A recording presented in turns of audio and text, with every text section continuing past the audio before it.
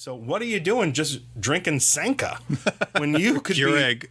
when you could be supporting a tabletop role-playing game company and drinking their coffee. And of course then Green Day has coffee too. So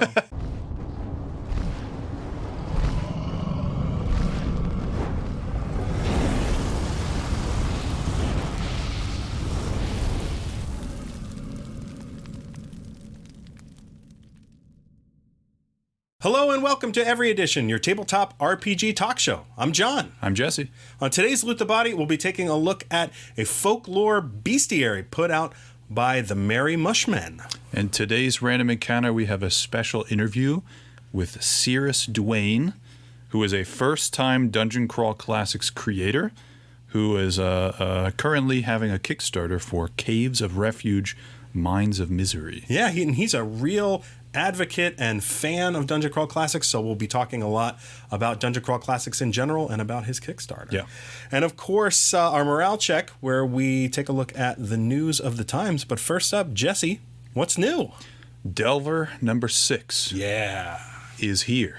It's here. We have a whole page dedicated to Every Edition, and it's like 90% black. Yeah. Which I bet was a great use of ink, but it's fantastic. It's really cool to see our ad that we had posted. I think it was like maybe 6 months ago or something. Yeah, it's the first time we've ever had a print ad. Yeah. So exciting. Really cool, really interesting, and it's obviously a zine we enjoy. Yeah, so pick up Delver number 6.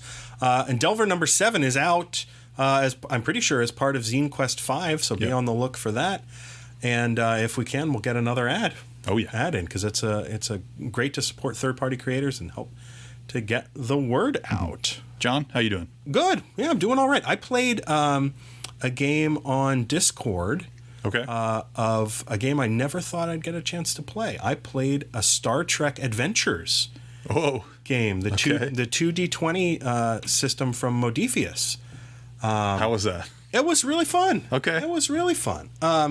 And I would definitely play it again. I played it with some of the guys from Lurking Fears. They are getting ready for their conventions coming up, and so they are running some of the games that they're going to be running at future cons online. And so I figured, it's going to be one less game that I'll be fighting for a ticket. That's fair. And to do it now. Yeah, to do it now, and I can help them out with being better prepared for the convention, and play a game that I never thought I'd have 5 other people that were nerdy about Star Trek and wanting to play. So I do think when it comes to super specific games like that, online play, that's where it's at. I'm never going to find 5 people in my town. That's where you find the 5 people who want to play Power Rangers. That's right. Yeah, that's right. So, so there you go. A great use of online gaming for tabletop. So, yeah, it was a lot of fun. I recommend Star Trek Adventures. I love that 2D20 system. It's pretty fun. All right, it's time for our morale check. Our morale checks are where we take a look at news of the time and happy things going on in the tabletop RPG world. And from our friends over at Bloat Games, they've got Kickstarter for a new game that I am super excited for. Space Station M, which is their take on Metroid and Super Metroid and things like that. But it also comes with Robo World 2, which is like their take on Mega Man. Yes. So they've done things for like Legend of Zelda. They did the Dark Places and Demogorgon book. Yep. Eric Bloat we talked to. We have an interview with him on a previous episode. Awesome guy. Yep. Really like what they're doing over at Bloat Games.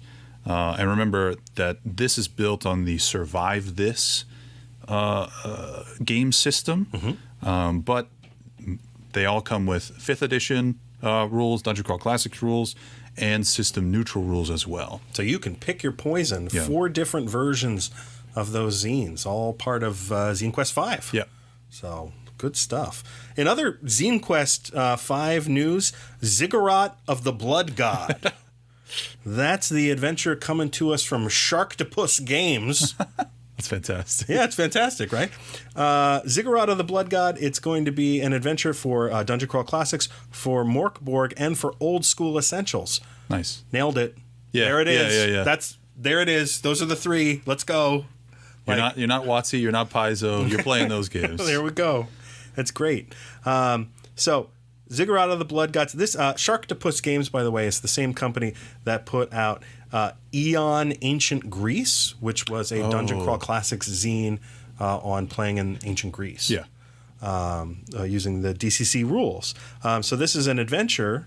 Not a lot of information on the adventure. It's really just hyping the fact that it's going to be compatible with Dungeon Crawl Classics, Morkborg, and Old School Essentials, and that you know and love Sharktopus games already because you enjoy saying the name Sharktopus. And, Very true. Yeah.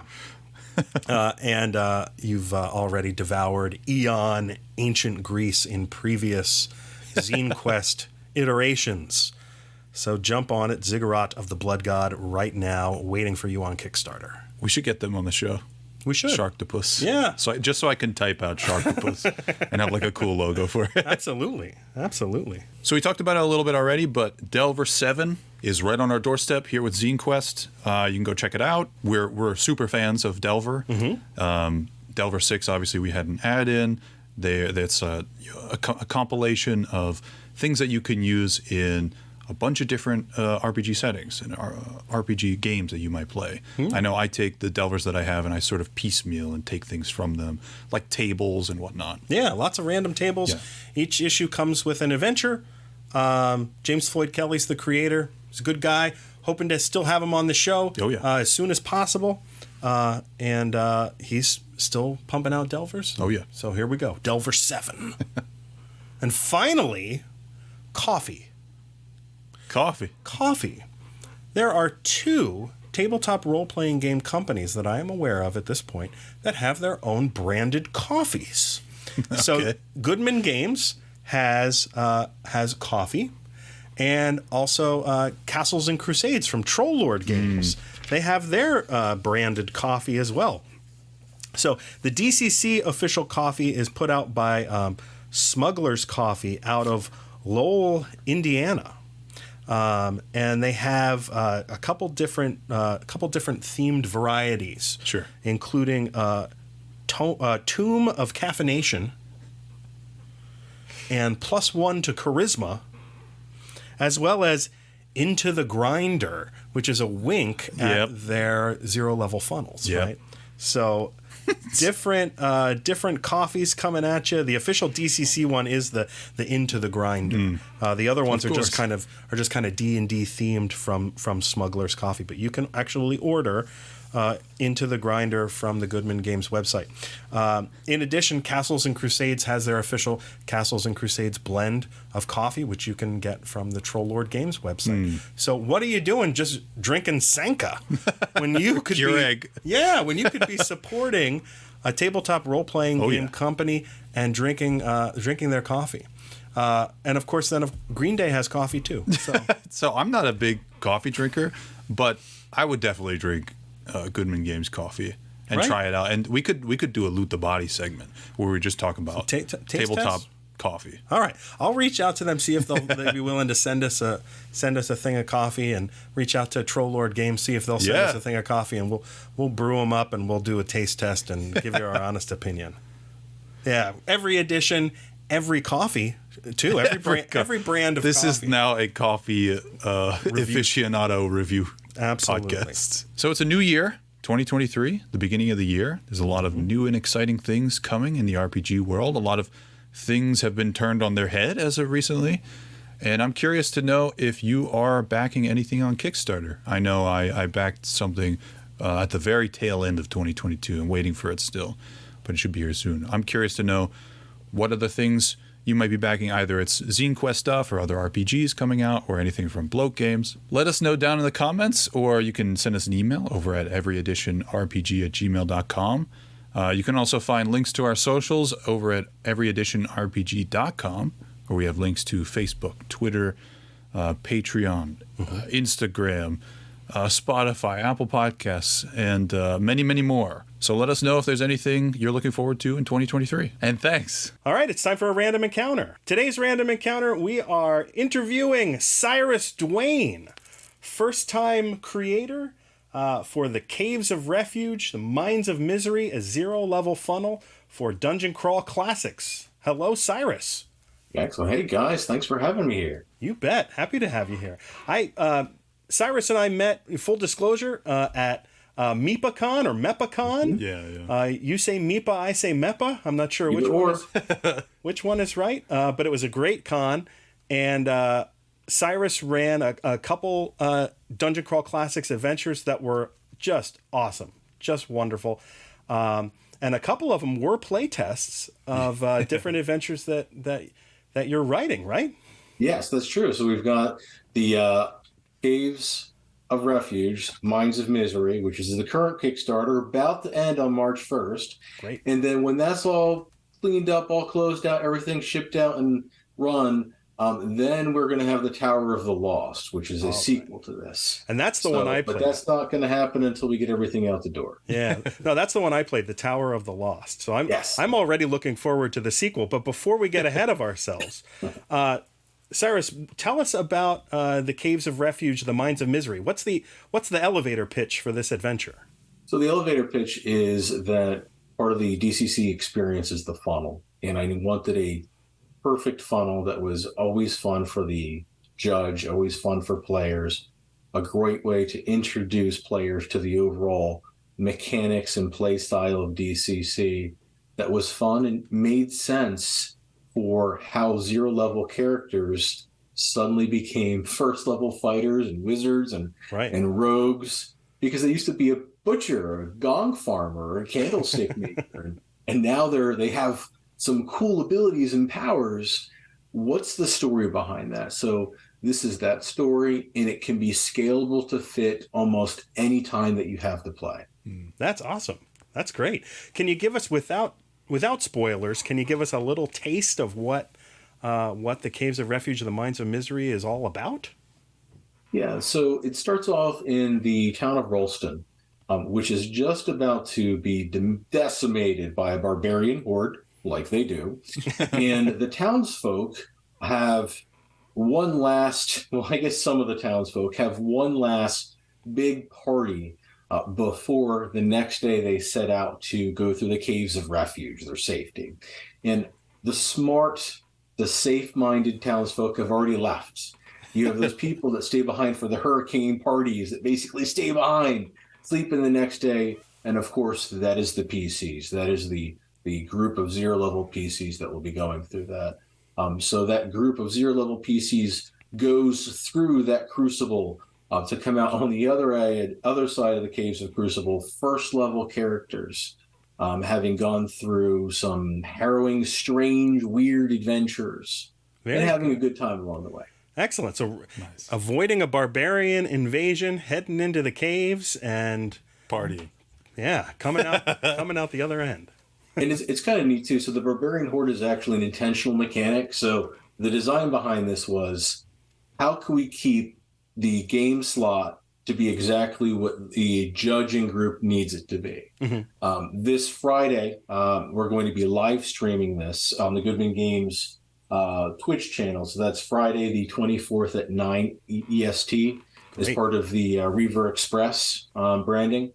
And we're going to do that in a 3-hour slot. 3.5-hour slot, because you can scale it to really run in a 3.5 to 4-hour slot to 6, or break it up between 2 days. And the Barbarian Horde, which will follow the party into the caves, becomes a mechanic to keep pushing them forward. So if you need to finish a game because you have 9 to 5 jobs and you forgot to send out that email, you've got to do that after you're done playing or whatever, and you got to go into work tomorrow, and you're an adult with responsibilities, and you only have so much time, and you want to get this amount done, it really lets you as a group decide, we want to get this done in a set period of time, and it's scalable. It could be 1 day, it could be 2 days, it could be a short day, it could be a long day.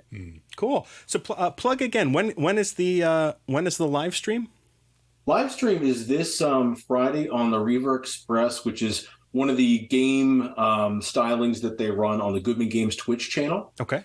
And I actually play on the Goodman Games Twitch channel on a semi-regular basis. Nice. And I'm covering for someone else's game that day, and everyone said, "Hey, you should run this." Okay, yeah, sure, I'll run this. Yeah.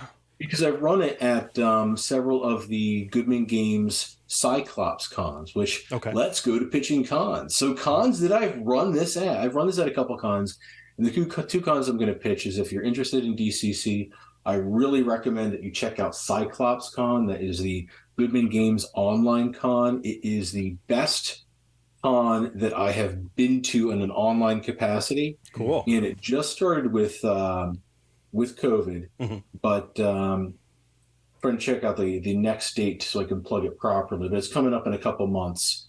Great. And there's also Mepicon. Mepicon's right around the corner. That's one we already mentioned. Yes. You're in Eastern Pennsylvania, April 14th through 16th for Mepicon. Yep. Because I've been running these at cons like this for a while. I said, hey, why don't you come and run this for a while? We've seen this, you've run this in virtual tabletops. You've run this, in, other things before. And I think that's also one of the reasons that this is my first zine. I've been pretty transparent that I don't know what I'm doing here. This is my first one. But in reality, I have a bunch of really excellent people helping me with this, a lot of excellent coaches, a lot of excellent mentors in the overall zine community and the DCC community. Yeah, sure. Have published, because Goodman Games really tries to encourage third-party publishing. So there's a great third-party publishing community, great zine community that's been helping me with this. And even though I say, I don't know what I'm doing, I've been counseled by some wise counselors. Sure. But it's great that it's been funded, considering them a first-time creators. That's amazing. Yeah, it's exciting that you're a first-time creator, but this has been play tested, and is ready for prime time. Yeah, it's ready. Yeah. It's ready. So that's exciting. The thing I wanted to ask you about and hear a little bit about was why Dungeon Crawl Classics. We seem to be in this moment now where people are more willing than ever to try a different role-playing game, or to try even, they want to stick with fantasy, but they're ready to give something else a shot. So why should they choose Dungeon Crawl Classics? So Dungeon Crawl Classics, for me, it's the best community of gamers I've ever seen in over 30 years of gaming. I've been gaming for a while. I started gaming in elementary school. I ran my first game right before I left elementary school. So in all that time, this is the best community of gamers I've ever been part of. And I've been heavily active for those 30 years. So keep that in mind. I really love the community, very supportive, great community. And it's generally falls into the OSR category. And what I like and I like other OSR games a lot. Mm-hmm. But what I like about DCC particularly is it's not just trying to recreate the play style of the games that I was playing when I grew up. What it's specifically doing is taking the Appendix N literature. If you think back to your DMG, the Appendix N in the back, you have all that inspirational literature. It's not trying to recreate the way we used to play D&D with our friends in the basement. It's the way, and I still play D&D with my friends in my basement. Sure. It is trying to recreate a gaming experience based on the Appendix N literature as the primary source. And it does that very well. And I love that, because Appendix N is all the books that I grew up reading and still read today. Yeah. Yeah. So it feels like Conan, or it feels like, Jack Vance's Dying Earth, or it feels like Lankmar and the Grey Mouser and all that stuff. Yeah, and that's why that's why Goodman Games has Lankmar products out there. Yep. I mean, it's all that is what they're trying to emulate, and that's why they have their own in-house magazine publication, The Magician's Skull, which is a semi-regular magazine publication of short stories in the style of that pulp Appendix N literature. We reviewed, I think, issue 7. Yep. Of that a little while back. A couple good stories. Yeah, a couple good stories. Yeah, definitely. Yeah. One of the things that strikes me about Dungeon Crawl Classics, besides the 0 level funnel, which is a unique and worthy type of game to play, but the other thing that strikes me about DCC is the magic system. Yep. Yeah. What's your experience been like with the magic system for Dungeon Crawl Classics? So DCC is fun, like I said, and it hits what I particularly want in a game, but it does this wonderful thing with magic that other systems don't really do. So other tabletop RPGs that are all in some way D&D inspired Magic is basically a science. Here's your formula. You repeat this formula. You always get a fireball. The variables are the damage will between this and this. We can chart it out with dice. And that's what a fireball always is. And that treats Magic like it's science. Right. And when you look at the inspirational literature, it's not really a science. Maybe it is when it comes from like a patron AI or something like that secretly, and it's actually technology, not magic. But in DCC, Magic is this raw, primeval force that spellcasters tap into. Either they get it from their deity, they get it from a patron of some sort, where they tap into this energy and they know how to cast, say, Flaming Hands. But there's going to be some variables in that, and they can control that with spell burn and trying to stack some modifiers. But in the end, they have to roll a d20, and they refer against a chart. I mean, it's what I just said is not sounding very romantic. What's romantic about it is when a wizard casts a spell at the table, the entire table stops because they know that this is a make or break moment for the entire game. Every character in DCC has elements like this. And for a wizard, it's spell casting. And what that wizard is about to do, they kind of know what's going to happen, but they don't really know what's going to happen. And the difference between a 12 and a 22 or even a 32 on that D roll is amazing. And it's a system where when you do one shot, that big bad in the boss battle at the end of the dungeon, it's not anticlimactic. It's wow, that was epic. That was awesome. Because it's also as equally, well, that didn't happen the way we intended to, because Magic is this raw power. Yeah. It's beautiful. I love it. I think that's why, at least in my own play of 5th edition, I gravitated immediately to the Wild Mage. Yep. Right? Because I wanted there to be more randomness. I wanted Magic to be dangerous and unpredictable. And that was the only way that you could kind of do it. And even at that point, it didn't happen very often.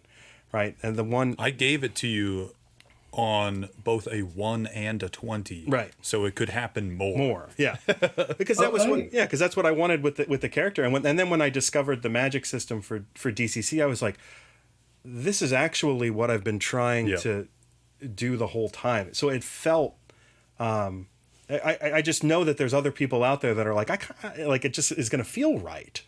Like that's it's almost like I've had it described as. It feels like I'm kind of coming home. Like this kind of feels right. Yeah. And you hear it's not just the wizard. So you're a wizard player, so that's what appeals to you. But you show a fighter player, somebody that likes that sword and board guy, and you're like, so do you like doing dramatic combat maneuvers? And they're like, oh yeah, stack feats and this and that. Well, let me tell you about this thing called the D die. It lets you take your imagination, apply it to your class, and try to do any combat maneuver you want. It's not just a little checklist. There's a way for us to resolve it. It's not complicated. By the way, you're awesome. All the character classes are awesome in their own different ways. And it's amazing. Everyone always feels special. Everyone always has something to contribute. The other thing is every character class is awesome. There's a reason to experience every single character class. But they don't feel... like, and we kind of talked about this before, they don't feel like superheroes in the same way that like a Pathfinder or a 5th edition character like instantly feels like a superhero, and it lends itself to min-maxing. Whereas there's some aspect of it where you actually can't min-max because it is random, right? The character creation going through the funnel, especially if you do it from 0 all the way up. It is. To be honest, I know the funnel is the traditional way of creating characters, but you can also create characters first, second, and third level, just like any other system. But what DCC assumes is that you don't start off as a hero, because when you roll up in most tabletop role-playing games, you start off and you say, I'm a wizard, and I've passed my school test, and I can go off on a journey now, or I'm a knight. I've gone through all the training. I'm a knight. I have a formal title. These people start off as heroes. So they have this story that you never play. You never play that story. You assume it. for DCC, you play that story out. You play the story of the nobody, or maybe they were a squire, or maybe they were a lesser nobleman, but they could also have been the washerwoman from the town. Right. Who's put through this dire circumstance and to save her town. Oop, oop, there we go. She's a rogue now.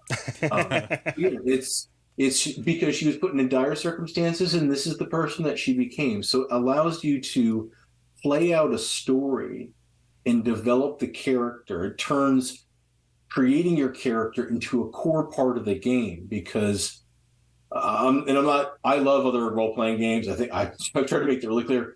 I really love other role-playing games, every tool has its use. What I love about DCC is if you want to get up and playing, you want to get people started rolling characters from scratch, or just get them at the table playing, it doesn't take a lot to build a character. Yeah. It takes like a couple minutes, roll some dice, and you can play, which is amazing.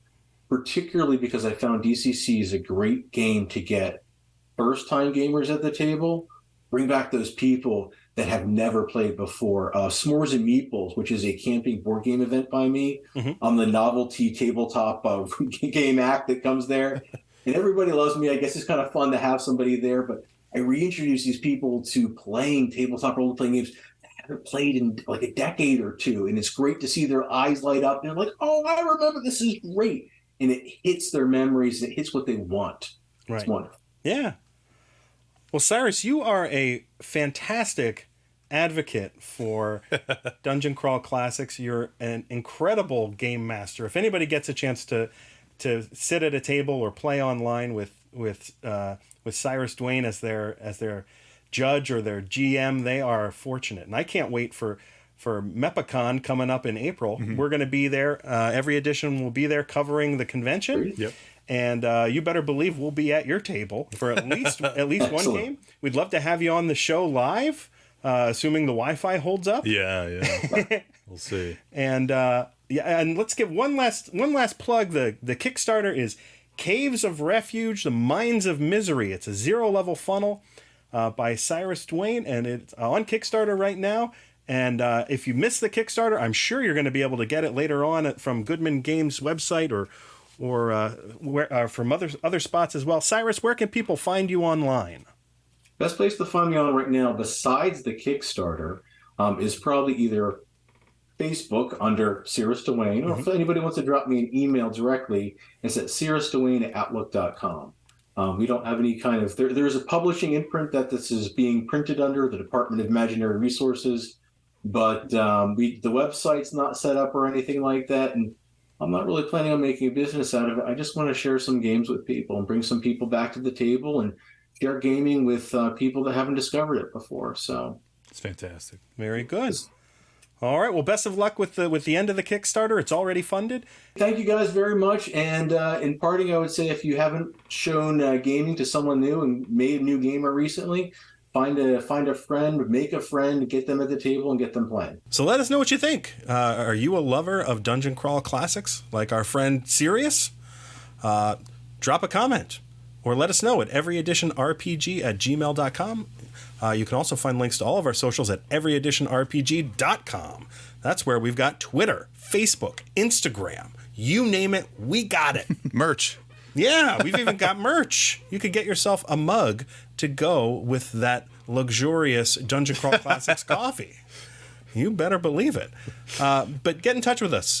Reach out. Let us know what you think of the show. If you love Dungeon Crawl Classics, we'd love to hear from you. If you've never played Dungeon Crawl Classics, but you're curious about it, reach out too. And thanks. It's time to loot the body. On today's Loot the Body, we're taking a look at a folklore bestiary by the Merry Mushman, which is an OSR Old School Essentials supplement, but also has a 5th edition version as well. It does. I don't have the 5th edition version, but it uses the same art and art style and everything. It basically just has the stats swapped out, and it does have a different cover. Sure. But yeah, so this is put out by the Merry Mushmen, this folklore bestiary. Yeah. And the Merry Mushmen are known for putting out the zine Knock, which I believe is in its 3rd issue or something like that. Knock is notorious for being a beautiful again, almost art book. Yeah.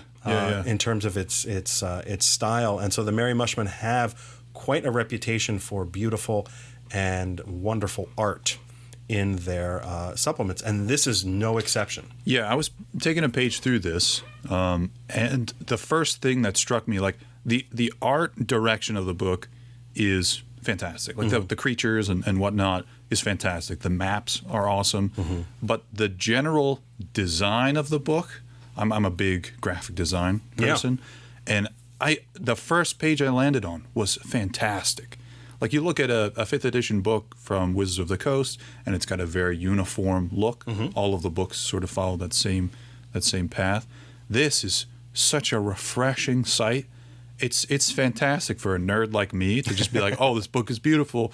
I want it. Yeah. Well, and one of the things I noted, so I only picked up one version of the book, but the reason I settled on the Old School Essentials version versus the 5e version, the 5e version, the stat blocks are bigger. So it actually means the 5e version has less art. Oh, sure. So the additional art that's in the Old School Essentials version is actually some sketches, some like pencil sketches of what then become the final drawings of the art pieces for the monsters. Yeah. So you do actually get more art with the Old School Essentials book than you do with the 5e version, and that's why I pulled the trigger on this particular version. Nice. You get sketches that you don't get in the 5e version because the stat blocks are bigger. So what is this? This really is it's a monster manual, right? And it's monsters that come from folklore, come from various cultures and traditions from around the world. Some of these you may have heard of before. Others are going to be new and interesting, and it's just a great, monster manual. Yeah. A great opportunity to bring something fresh to the table that your players have never encountered. I know on the back of this it says, this is not a monster manual. That's an attention grabber. It is a monster manual. I would say what separates this, though, from the pack and why it's worth picking up, it is the art. It's also the lore for each of the creatures that are in here. Very detailed, very interesting. Each monster is getting about 3 or 4 pages worth of content, so it's not just like a quick one-off. They spend more time. So you might get fewer creatures and fewer monsters, but you get more time with them. You even get adventure seeds. Yeah, they have like maps of where they could possibly live or whatever. Yep. All sorts of stuff like that. So it's beautiful. And it is available if you're a 5e player. Go ahead and get the 5e version, or if you play Old School Essentials, no brainer. All right, well, thanks a lot, everybody. This was episode 30 of Every Edition. We're rocking and rolling. In our 30s already. Yeah, it's good to be back. I'm coming up on my 30s. You are coming up on your 30s. Yeah. Mine are long. Those are long gone for me. But no, it's good to be back. 2023 promises to be a year of new and exciting things. Yes. New and exciting games. It's the lame duck year for 5e. That's what we're calling it. Yep. If they continue to put out books like they have, it's also going to be the lame 5e year. Just lame. Just lame. We'll see. But we've got tons of exciting things to share with you and to bring to our table. Yep. New games. And so there's no excuse for not playing a great game, because there are still great games out there. Make sure you're supporting third-party creators, and we'll see you next time. And we'll see you. No. And thanks. Ready?